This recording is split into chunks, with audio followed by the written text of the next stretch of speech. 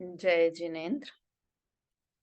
निज स्वरूप को परम रस जामे भर्यो अपार, वंदो परमानंदमय समय सार अविकार। कुंद कुंद मुनि चंद्रवर अमृत चंद्र मुनीन, आत्मरसी बनारसी वंदो पद अरविंद। पंडित बनारसी दास जी कृत नाटक समय सार ग्रंथ के सर्व विशुद्ध द्वार अधिकार पर हम चर्चा कर रहे हैं। और अब हमारी जो चर्चा चल रही है वो राग द्वेष संबंधी चल रही है ना। कल से जो सुनीता आंटी हमने चालू किया तो राग द्वेष वाला प्रकरण चालू किया। तो यहाँ बता रहे हैं कि राग द्वेष किसके कारण होते हैं, कि राग द्वेष परद्रव्य के कारण नहीं, कर्मों के कारण नहीं, अपने अज्ञान भाव के कारण मुझे राग द्वेष होते हैं। देखो यहाँ जो बात चल रही है वो क्या चल रही है कि राग द्वेष का कर्ता जीव है ना। परद्रव्य कर्म ये राग द्वेष के कर्ता नहीं है ना। और अज्ञान, जीव का अज्ञान भाव ही राग द्वेष का कारण है।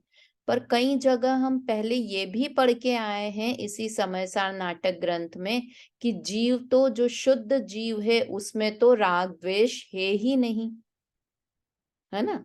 आत्मा तो परम शुद्ध, और यहाँ कह रहे हैं कि राग द्वेष जीव के हैं। तो दोनों में क्या विरोध है कि अपेक्षा समझनी चाहिए, है ना। यहाँ पर हम राग द्वेष को जीव का किस लिए कह रहे हैं, क्योंकि ये जीव की ही पर्याय में होते हैं, इसलिए राग द्वेष जीव के हैं ऐसा कहा जा रहा है। और जहां पर शुद्ध स्वभाव, जीव का शुद्ध स्वभाव प्रकट करना होता है, जहां पर आत्मा को एकदम शुद्ध बताना होता है, वहां क्या कहते हैं कि ये राग द्वेष जीव के भी नहीं है। उसके लिए हम पहले की पुरानी क्लासेस में चर्चा कर चुके हैं कि हमारे ही घर में कॉकरोच पैदा हो, किंतु हम कभी कहते हैं कि कॉकरोच मेरा है। हमारे घर में उत्पन्न हुआ, हमारे शरीर में फोड़े फुंसी हो गए तो हम कभी कहते हैं फोड़े फुंसी हमारे हैं? हमारे नहीं है। तो जब हम शुद्ध स्वभाव की बात करते हैं कि कैसा है आत्मा शुद्ध, तब हम क्या कहते हैं कि ये राग द्वेष गंदगी विकारी भाव आत्मा के नहीं है। तब वहां शुद्ध स्वभाव आत्मानुभूति कराने का जहां पर वो रहता है, तब वहां कहते हैं कि ये राग द्वेष जीव के है ही नहीं, ये तो पुद्गल के कारण हुए हैं तो पुद्गल के हैं। किंतु यहाँ क्या चर्चा हमारी चल रही है, यहाँ पर हम ये सिद्ध करने की कोशिश कर रहे हैं कि राग द्वेष का कर्ता पर द्रव्य नहीं है। पर द्रव्य के कारण राग द्वेष नहीं होते हैं, कर्म के उदय के कारण भी राग द्वेष नहीं होते हैं, मेरे अज्ञान भाव के कारण ही, मिथ्यात्व के कारण ही मुझे राग द्वेष होते हैं, है ना। दोनों विवक्षा अलग अलग है, हमें समझना पड़ेगा कि कहाँ पर किस तरह से हम बात कर रहे हैं। जब द्रव्य स्वभाव की बात करेंगे तो द्रव्य स्वभाव में तो राग द्वेष है ही नहीं, और जब पर्याय की बात करेंगे तो मिथ्यात्व अवस्था में मेरे राग द्वेष हैं। अगर नहीं मानेंगे तो उस राग द्वेष को हटाने की कोशिश भी नहीं करेंगे। अगर मैं अभी ही मान लूं कि मैं तो शुद्ध हूं, तो फिर मैं राग द्वेष को हटाने की कोशिश ही क्यों करूंगी कि अरे मैं तो शुद्ध ही हूं ना। निश्चयाभासी हो जाएंगे पूरी तरह से। इसलिए बहुत बैलेंस तरीके से यहाँ पर ये दोनों चीजें बातें बता रहे हैं। इसी नाटक समयसार, दो ग्रंथों की बात भी नहीं है, इसी नाटक समयसार ग्रंथ में पहले कहकर आए हैं कि राग द्वेष जीव के नहीं है, और अब यहाँ पर कह रहे हैं कि राग द्वेष जीव की पर्याय में होते हैं, अज्ञानी जीव की पर्याय में होते हैं, है ना। हमने कल 59 नंबर का छंद प्रारंभ किया था, वो अधूरा रह गया था, उसे पूरा करते हैं और फिर आगे की चर्चा करते हैं। एक बार छंद बोलते हैं एक साथ फिर से। परमात्म पद की प्राप्ति का मार्ग जीव जीव कर्म संजोग सहज मिथ्यात्व रूप धर, राग दोष परिणति प्रभाव जाने न आप पर।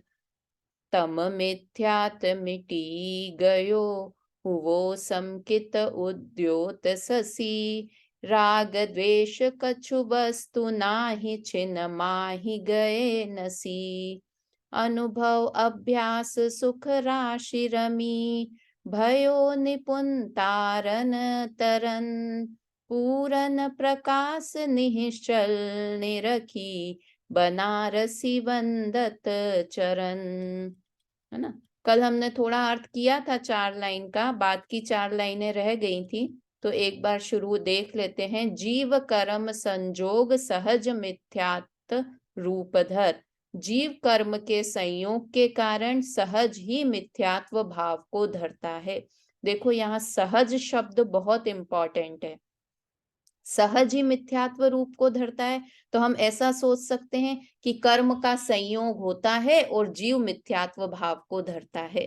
तो यहाँ सहज का अर्थ वो नहीं है, दोनों का टाइमिंग एक है। कल अपन ने बात की थी ना, कमल का खिलना और सूरज का होना, तो यहाँ पर कर्म का संयोग होना और सहज ही उस समय जीव के मिथ्यात्व रूप भाव का होना, ये दोनों एक समय पर होता है ना। देखो यहाँ पर समय एक है, किंतु हम इसमें निमित्त नैमित्तिक संबंध बता रहे हैं और हम यहाँ पर कर्ता कर्म संबंध समझते हैं, है ना। यहाँ निमित्त नैमित्तिक संबंध क्या बता रहे हैं कि इधर कर्म का उदय होगा, दर्शन मोहनी कर्म का उदय होगा, और उधर जीव के मिथ्यात्व रूप परिणाम होंगे, है ना। दोनों एक साथ निमित्त नैमित्तिक संबंध है। और हम क्या सोचते हैं कि कर्म का उदय होगा तो कर्म का उदय करता है और मेरा मिथ्यात्व भाव कर्म है।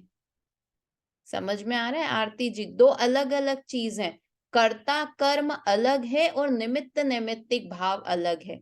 हम क्या करते हैं कि निमित्त नैमित्तिक भाव जहां होते हैं, निमित्त नैमित्तिक संबंध जहां पर होता है, वहां पर हम कर्ता कर्म संबंध समझने लगते हैं। रेखा जी समझ में आ रही है क्या बात कहना चाह रही हूँ? जैसे निमित्त नैमित्तिक संबंध हुआ कि ऐसा होगा, सूरज उगेगा तब कमल खिलेगा, ये निमित्त नैमित्त, दवाई लेंगे और मैं ठीक होऊंगा, ये निमित्त नैमित्तिक संबंध है। और हम क्या समझते हैं, दवाई लेने से मैं ठीक हो गया, दवाई के कारण मैं ठीक हो गया, तो हम कर दवाई कारण है और ठीक होना कार्य है। अगर हम इसे ही सही मान लें तो क्या होगा कि जब तक हम दवाई लें तब तक हमें कभी भी बीमार नहीं होना चाहिए, हमें मरना नहीं चाहिए, किंतु दवाई लेते लेते भी जीव मर जाता है या नहीं मरण को प्राप्त होता है ना। होता वहां होता है। दवाई और ठीक होने में कौन सा संबंध है, निमित्त नैमित्तिक संबंध है, कि जब जब मेरा सर दुखता है मैं इधर दवाई लेती हूँ और सर का ठीक होना, मेरे दुख का कम होना, तो ये निमित्त नैमित्तिक संबंध है। तो यहाँ पर जो बता रहे हैं ना, जीव कर्म संजोग सहज मिथ्यात्व रूपधर, कि जब जीव का कर्मों का संयोग होता है तब सहज ही जीव के मिथ्यात्व रूप परिणाम होते हैं। दोनों का समय एक है। राग दोष परिणति प्रभाव जाने न आप पर, और जब तक राग द्वेष की परिणति रहती है, जब जब जीव के राग द्वेष के भाव होते हैं, तब तक वह स्व और पर को नहीं जानता है। कौन सा वाला राग द्वेष? अनंतानुबंधी राग द्वेष जब तक रहेगा, जब तक जीव स्वपर को नहीं जान पाता है। देखो ये हैं छोटे छोटे चंद, किंतु इनमें भाव बहुत भरे हुए हैं सब में, है ना। गुरुदेव तो कहते हैं एक एक अमृत के कलश हैं, अमृत से भरे हुए कलश हैं। एक ही हमको समझ में आ जाए तो सम्यक्त्व प्राप्ति के लिए ये एक छंद ही पर्याप्त है ना।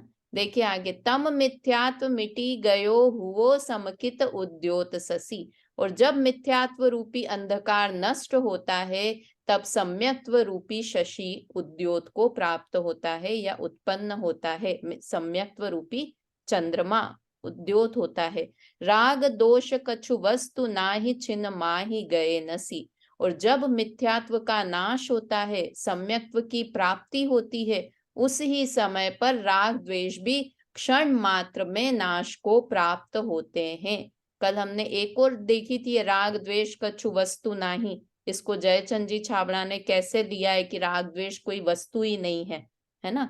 और यहाँ पर ये एक और बात, जो ये लोग एक और बात बता रहे हैं कि जैसे ही सम्यक्त्व होता है तो राग द्वेष छिन्न माहि नसी गए, राग द्वेष क्षण मात्र में नष्ट को प्राप्त हो जाते हैं।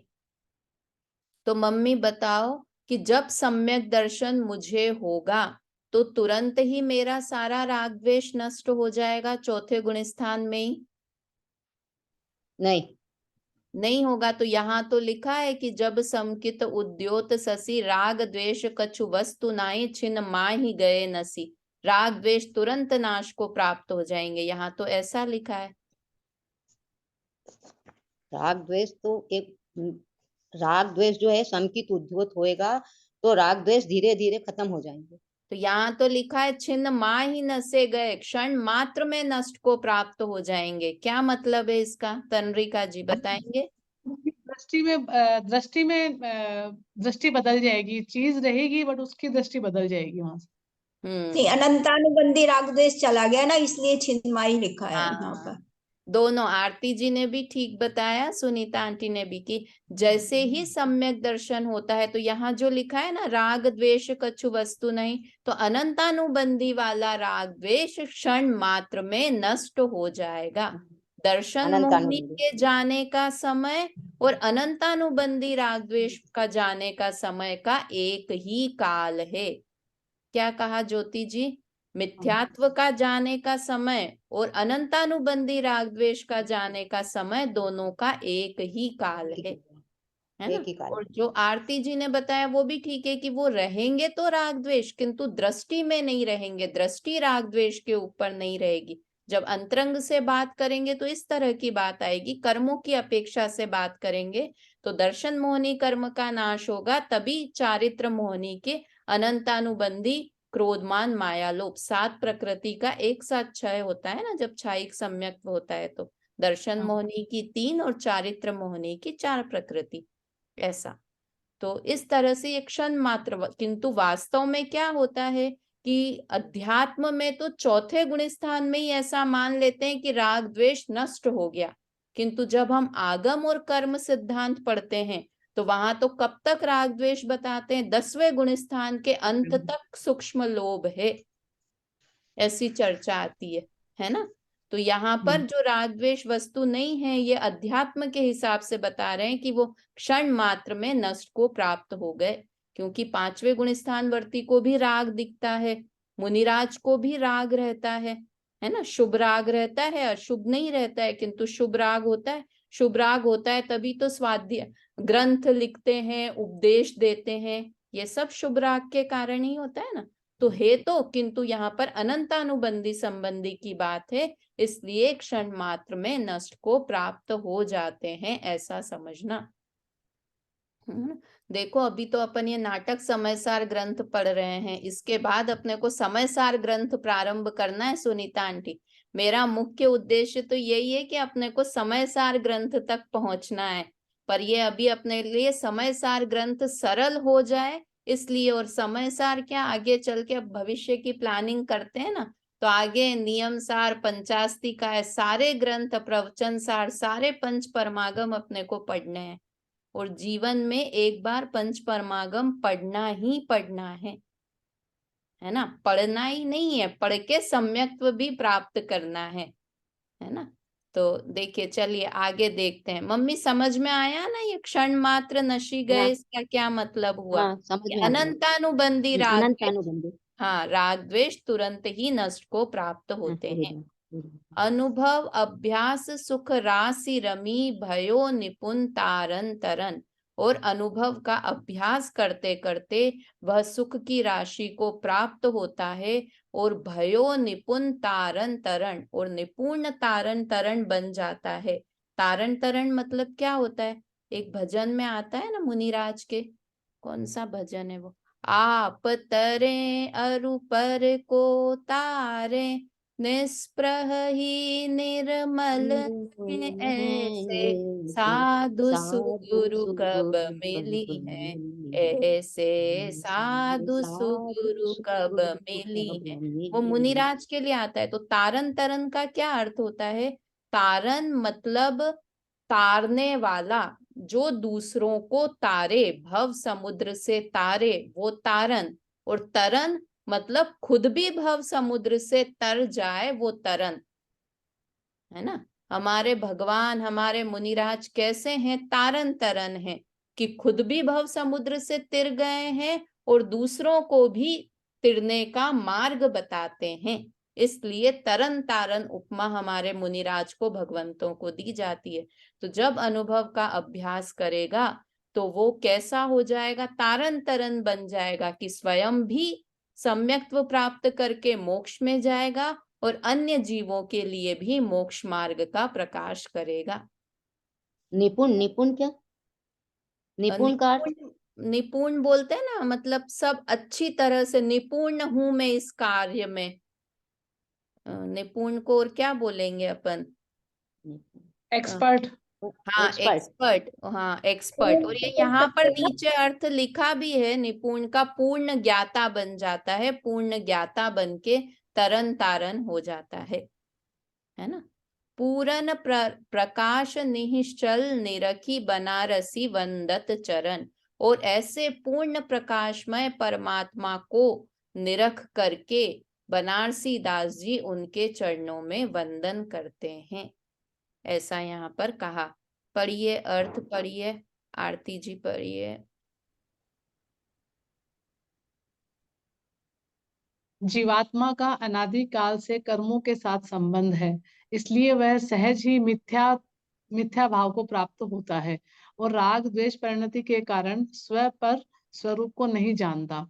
पर मिथ्यात्व रूप अंधकार के नाश और सम्यक्त्व शशि के उदय होने पर राग द्वेष का अस्तित्व नहीं रहता, क्षण भर में नष्ट हो जाता है, जिससे आत्म अनुभव के अभ्यास रूप सुख में लीन होकर तारन तरन पूर्ण परमात्मा होता है। ऐसे पूर्ण परमात्मा निश्चय स्वरूप अवलोकन करके पंडित बनारसी दास जी चरण वंदन करते हैं। हाँ, ऐसे जीव का मतलब वास्तव भाभी, में। हाँ, बोलिए। आपने ना स्टार्टिंग वाली लाइन में निमित्त नैमित्तिक संबंध और कर्ता कर्म का जो संबंध बताया था, मुझे उसमें थोड़ा सा और समझना है, मतलब दोनों में डिफरेंस क्या रहा? हाँ, देखिए, कर्ता कर्म संबंध किसमें होता है? जहां पर व्यापक संबंध होता है, उसी में कर्ता कर्म संबंध होता है। व्यापक संबंध क्या होता है अपन पहले पढ़ के आए हैं, किंतु फिर भी, कि जैसे रोटी बनी, तो रोटी में क्या व्याप्य है? कि आटा ही व्याप्य है। पूरी रोटी में क्या व्याप्य है? आटा ही व्याप्य है। तो रोटी रूपी कार्य हुआ, उसका कर्ता कौन है? कि आटा ही आटा। उसका रोटी का कर्ता है। क्यों? क्योंकि आटे और रोटी में व्यापक संबंध है। ठीक है। तो जहां पर व्याप, हमको पूरी दुनिया में कोई भी काम देखना हो ना, कि मैंने ये काम किया या नहीं किया, तो देख लेना कि मैं इसमें व्याप्त हूं या नहीं हूं। मैंने बच्चों को बड़ा किया या नहीं किया, कि मैं बच्चों के अंदर व्याप्त था?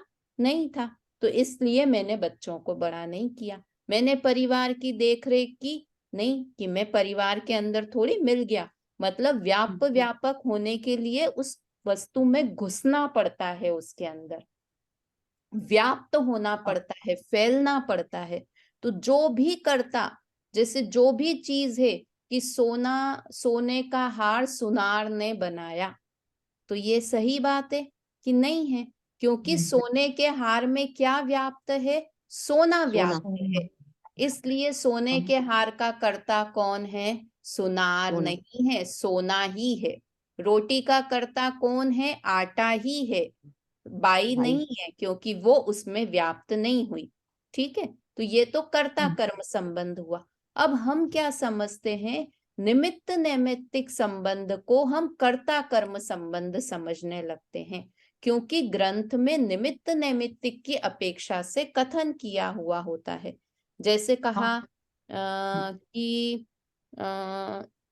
जीव जब भी मुझे क्रोध हुआ तो क्या होगा कि कर्म का उदय है, इसलिए इस जीव को क्रोध हुआ।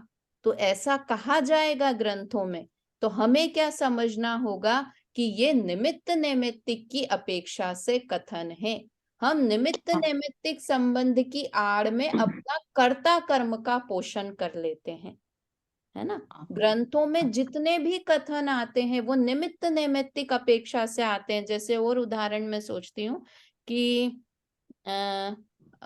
भगवान के उपदेश सुनने से मुझे ज्ञान की प्राप्ति हुई, तो रोटी है ना। बनानी है। जैसे कि और दूसरा समझें कि उन्होंने शेर की पर्याय में महावीर भगवान ने दो मुनिराज का उपदेश हुआ और शेर को सम्यक दर्शन की प्राप्ति हुई, है ना। ऐसा ग्रंथों में ही कथन आता है, हमने भी कथाओं में पढ़ा है। तो वहां पर बताना क्या चाहते हैं कि निमित्त थे, वो दो मुनिराज निमित्त थे उनके ज्ञान होने में, सम्यक दर्शन होने में शेर को। और हम क्या समझते हैं कि अरे देखो ग्रंथों में लिखा है ना कि उन दो मुनिराज के उपदेश से शेर को सम्यक दर्शन की प्राप्ति हुई, है ना। तो ग्रंथों में तो निमित्त नैमित्तिक संबंध बताया गया था। इसका मतलब वास्तव, पूजा भाभी, हाँ हाँ, वो ज्ञान तो भगवान का है ना, वो तो निमित्त बन के उसको दे रहे हैं, उसका ज्ञान नहीं है वो भगवान दे हाँ रहा है। जैसे अभी आप पढ़ा रहे हैं, आप हाँ निमित्त बन रहे हो क्लास लेने के, पर ये आपका ज्ञान नहीं है, आप तो किसी और के ज्ञान को आप हमें पहुंचा रहे हो, तो आप हाँ निमित्त मात्र हो। हाँ, नहीं ऐसे ही हो वो गया ना। वाला, हाँ वो वाला निमित्त, यहाँ उस निमित्त की बात नहीं कर रहे हैं। जैसे कि मैं क्लास ले रही हूँ तो ये मैं मेरा नहीं बता रही हूँ, जो भगवान ने बताया है, नहीं उनके बताया पूर्ण है, हाँ। आचार्य ने बताया है, वो बता रही हूँ। किंतु यहाँ पर उसकी बात नहीं चल रही है तंद्रिका जी। यहाँ क्या कह रहे हैं हम्म कि जैसे मैंने आपको पढ़ाया तो मेरे हम्म कारण आपको समझ में आया, ऐसा नहीं है। आप में ज्ञान है इसलिए आपको समझ में आया। हम्म इसलिए ये सुना होगा ना, समझाने से समझ में नहीं आता है, समझने से समझ में आता है एकदम सही, एकदम सही।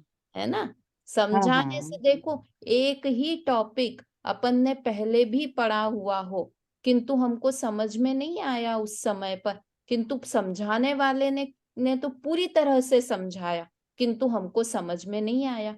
किंतु जब हमने अपने ज्ञान को, उपयोग को उधर लगाया और तब हमारे समझने की योग्यता हुई, तो हम क्या कहेंगे, अरे आज तो पूजा भाभी ने बहुत अच्छी क्लास ली, है ना। पूजा भाभी ने बहुत अच्छा समझाया, तो मैंने समझाया उस कारण आपको समझ में आया, ऐसा नहीं है सुनीता मेरी आंटी। समझने की योग्यता, हाँ, हाँ, मेरी समझने आपकी की योग्यता समझने बढ़ की गई। योग्यता है। और लिटरली ऐसा होता है कि नहीं होता है ज्योति भाभी? होता है, होता है। होता है ना ऐसा कि कई बार तो हम पूरे प्रवचन सुन लेते हैं और हमें कुछ समझ नहीं आता, और किसी दिन हम क्लास सुनते हैं तो लगता है अरे आज तो बहुत अच्छा समझाया। समझा तो रोज एक सा ही रहे, किंतु हमारा उपयोग जिस समय लगा, हमने जब समझने का प्रयत्न किया तब समझने में आया, है ना। हम्म तो ये निमित्त नैमित्तिक संबंध की गुरु के समझाने से समझ में आता है ना। जितने भी ग्रंथों में कथन भी आते हैं, नहीं अगर निमित्त नैमित्तिक संबंध को झूठा बोले ना तो सारे के सारे करणानी योग के ग्रंथ झूठे हो जाएंगे। क्यों झूठे हो जाएंगे? क्योंकि करणानी योग के ग्रंथों में तो कहा गया है ना कि जीव को नींद प्रवचन में किस लिए आती है कि चार मोहन ये ज्ञानावर्णी दर्शनावर्णी कर्म का उदय होता है तो प्रवचन में नींद आती है, ऐसा कथन आता है ना। जीव नीच हाँ। गोत्र का बंध क्यों करता है कि पूर्व भव में किसी की बुराई की होगी तो नीच गोत्र का बंधन किया। नरक में क्यों गया कि बहुत आरंभ परिग्रह का भाव किया तो नरक में जाता है। ये पूरे के पूरी चीजें करणानी योग में आती है। तो ये सब झूठी हो जाएंगी, किंतु झूठी नहीं है। वहां क्या बताया है? निमित्त नैमित्तिक संबंध बताया गया है वहां पर, है ना। किंतु हम निमित्त नैमित्तिक संबंध को कर्ता कर्म संबंध समझ लेते हैं। समझ में आया ना आरती जी? तो ये अपने को हमेशा, हम ग्रंथ हाँ। भी पढ़ें या कहीं भी चीज तो तुरंत लगा के देखना चाहिए कि ये निमित्त की अपेक्षा से बता रहे हैं या उस वस्तु में वो चीज व्याप्त है ना। हाँ जहां पर हाँ व्यापक संबंध होगा वहीं पर कर्ता कर्म संबंध होगा। ये नियम है, अकाट्य नियम है हाँ ये, कि जहां हाँ पर व्यापक, मुझे ज्ञान हुआ, गुरु से ज्ञान हुआ, तो गुरु मेरे ज्ञान में घुस गए? नहीं, मेरे पास ज्ञान है, मेरी आत्मा में ज्ञान व्याप्त है, इसलिए मुझे ज्ञान हुआ। तो इसलिए एक और शब्द सुना होगा, ज्ञान में से ज्ञान आता है। ये शब्द सुना है, हाँ ये सेंटेंस हाँ हाँ समझाने हाँ से सुना है समझ मैंने। में नहीं आता है, ज्ञान में से समझ ज्ञान में आता है। तो कहाँ से आता है? कि जहां ज्ञान व्याप्त है वहीं से ज्ञान आएगा। दूसरा कोई परद्रव्य, किताब पढ़ने से, जिनवाणी पढ़ने से ज्ञान नहीं होगा, ज्ञान में से ज्ञान आएगा।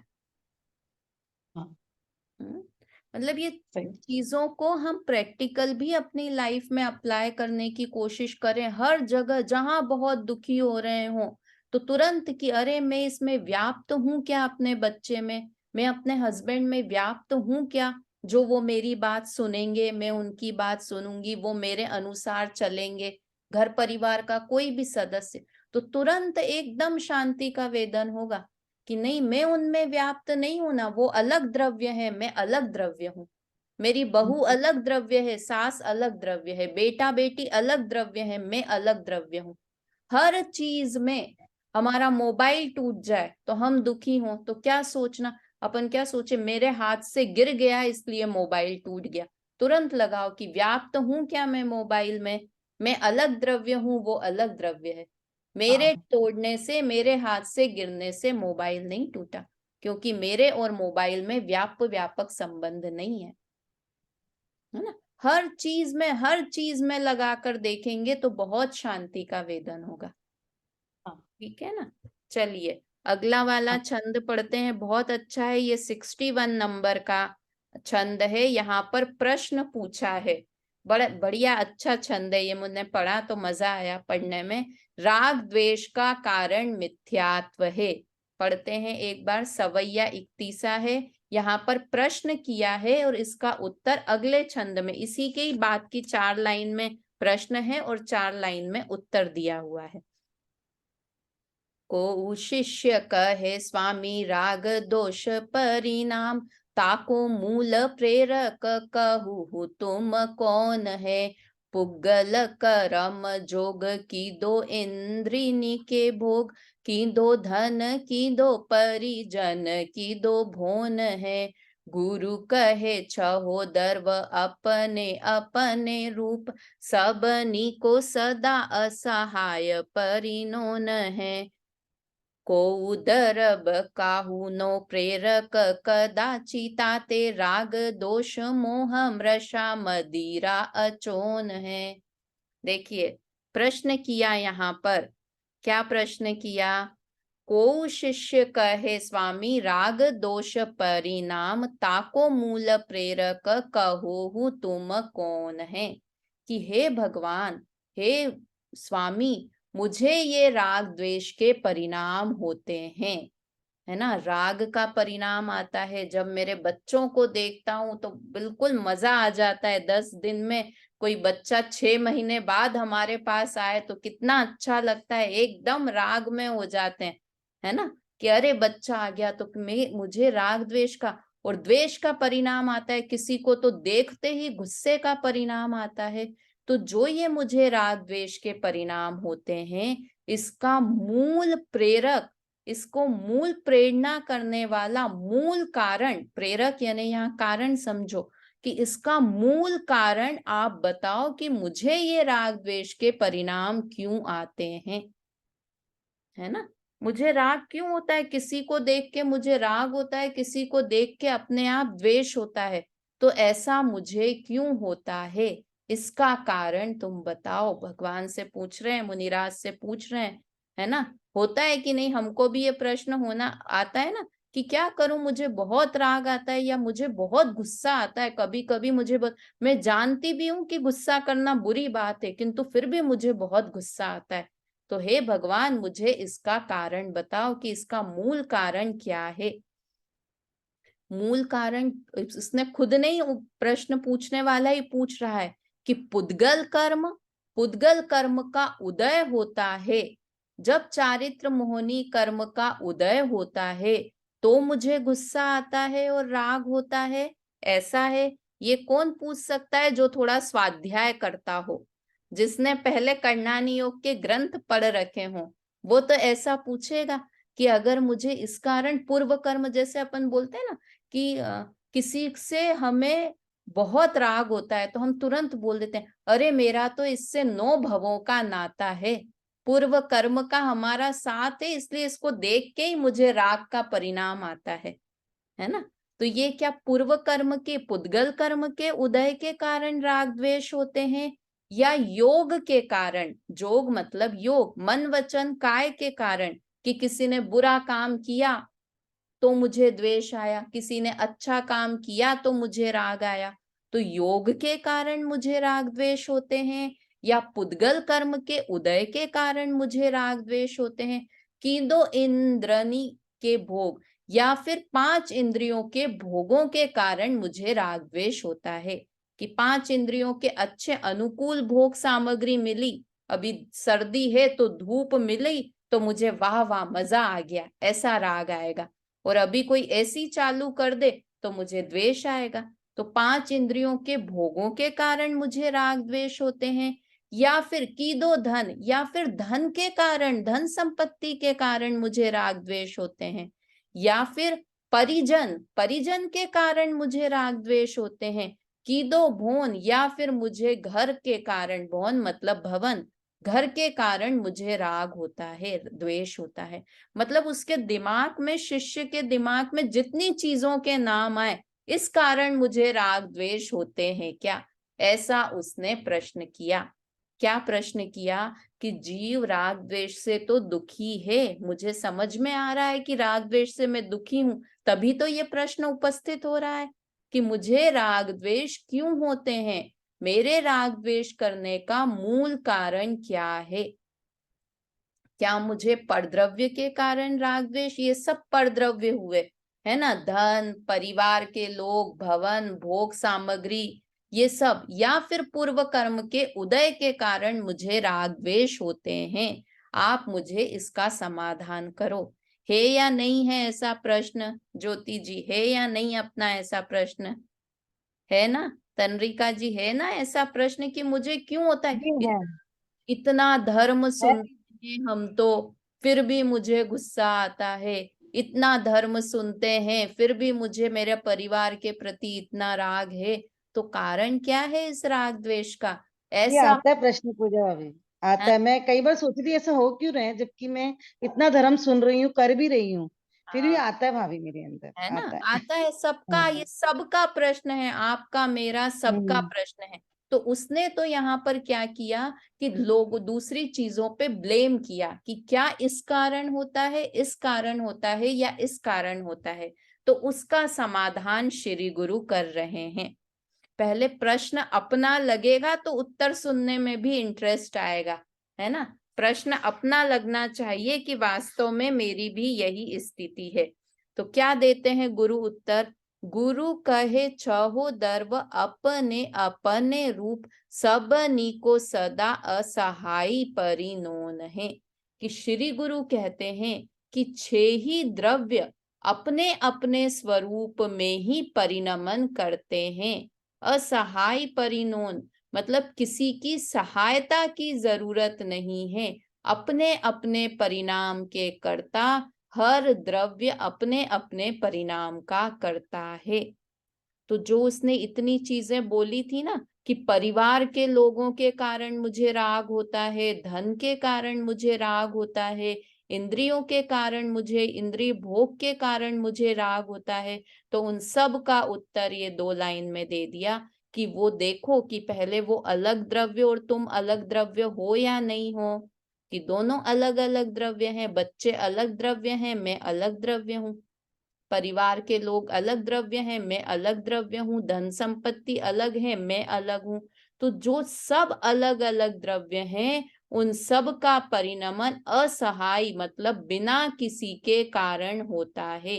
एक द्रव्य दूसरे द्रव्य को परिणमन नहीं करा सकता, है ना। बच्चे कभी नहीं कहते हैं कि मम्मी मुझे राग करो, है ना। पांच इंद्रिय के भोग नहीं कहते हैं कि मुझे भोगो, मुझसे राग करो, है ना। हम स्वयं ही अपनी भूल के कारण, अज्ञान के कारण ऐसा मानते हैं। देखो बच्चों से तो राग का ये बहुत क्लियर है कि बच्चे कभी नहीं कहेंगे कि मम्मी ऐसा करो, ये करो, वो करो। हम खुद अपने राग के कारण ही उनसे राग करते हैं और फिर उनसे एक्सपेक्टेशन रखते हैं, तो दुखी होते हैं, है ना। तो यहाँ क्या लिखा, गुरु कहे चहो दर्व अपने अपने रूप, सबनी को सदा असहाय परिनोन है, कि छहो द्रव्य अपने अपने स्वरूप में सदा परिणमन कर रहे हैं। असहाय मतलब दूसरों की सहायता के बिना परिणमन कर रहे हैं। और क्या लिखा, को दर्भ काऊ को न प्रेरक कदाचि ताते, राग दोष मोह मृषा मदिरा अचोन है, कि एक द्रव्य दूसरे द्रव्य को कभी प्रेरित भी नहीं करता है, प्रेरणा भी नहीं देता है कि तुम ऐसा करो, है ना। प्रेरक भी नहीं है, करता भी नहीं है और प्रेरणा भी नहीं देता है कि तुम ऐसा करो। राग दोष मोह मृषा मदिरा अचोन है। तो फिर राग द्वेष क्यों हो रहे हैं, कि राग द्वेष का मूल कारण क्या है, मोह रूपी मदिरा का अचोन मतलब पान करना है। मोह के कारण ही मुझे राग द्वेष हो रहे हैं। प्रश्न पूछा था राग द्वेष क्यों हो रहे हैं, तो उसका उत्तर क्या दिया, कि मोह के कारण ही मुझे राग द्वेष हो रहे हैं, है ना। अब मोह मतलब क्या, उल्टी मान्यता। उल्टी मान्यता मतलब गलत इंटेंशन। मैं ये गलत मान्यता रखती हूं कि बच्चे मेरे हैं, इसलिए मैं उनसे राग करती हूँ। तो राग का जड़ क्या हुआ रेखा जी, गलत सोचना, गलत मानना, ये राग द्वेष का मुख्य कारण है ना। किसी ने मेरा कांच का ग्लास तोड़ दिया सर्वेंट ने, तो मेरा ये गलत मानना कि इस सर्वेंट से ये ग्लास टूटा है, तो किसके कारण टूटा है ग्लास, कि वो तो अलग द्रव्य है, कांच का ग्लास अलग द्रव्य है ना। वो उस समय उपस्थित था, ग्लास का टूटने का काल था, इसलिए वो कांच का ग्लास टूटा। तो मैंने जब उस सर्वेंट पे गुस्सा किया तो उसका मूल कारण क्या हुआ, मेरा मिथ्यात्व का परिणाम, मेरी उल्टी मान्यता कि इसके कारण ग्लास टूटा है ना। हम क्या करते हैं, राग द्वेष को मिटाना चाहते हैं, किंतु राग द्वेष के पहले मिथ्यात्व मिटेगा तो राग द्वेष अपने आप मिटेंगे। ये हम भागों में पढ़ते आए हैं। राग द्वेष की उत्पत्ति का मूल कारण क्या है, मिथ्यात्व, और मिथ्यात्व के नाश होने पर राग द्वेष मिटाने नहीं पड़ेंगे, अपने आप मिट जाएंगे, है ना। मम्मी समझ में आ रही है बात, कितना सरल काम है अब राग द्वेष को, कि अपने अभिप्राय को, अपने इंटेंशन को, अपने मिथ्यात्व को नाश करेंगे तो राग द्वेष अपने आप ही नष्ट हो जाएंगे।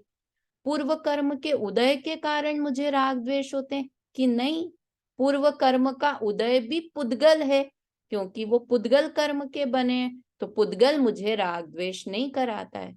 मेरा अज्ञान भाव, मेरा मिथ्यात्व का परिणाम है, इसलिए ही मुझे राग द्वेष होते हैं,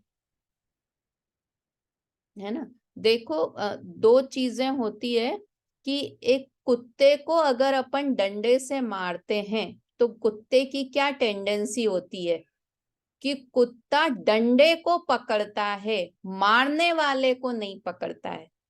किसको पकड़ता है, डंडे को। मार कौन रहा है, उसे क्या लगेगा, डंडा मुझे मार रहा है, इसलिए हम डंडे से मारेंगे, तो कुत्ता क्या करेगा, डंडे को मुंह से ऐसे ऐसे करके पकड़ने की कोशिश करेगा। और उसको करना क्या चाहिए, कि वो डंडा जो चला रहा है उस इंसान पे प्रहार करेगा, तो अपने आप डंडे से भी लगना खत्म हो जाएगी। वैसे ही हम मोह राग द्वेष के कारण के डंडे हमें पड़ रहे हैं, तो हम क्या करते हैं, राग द्वेष को नष्ट करना चाहते हैं। नष्ट किसको करना है? मिथ्यात्व को, जिसके हाथ में वो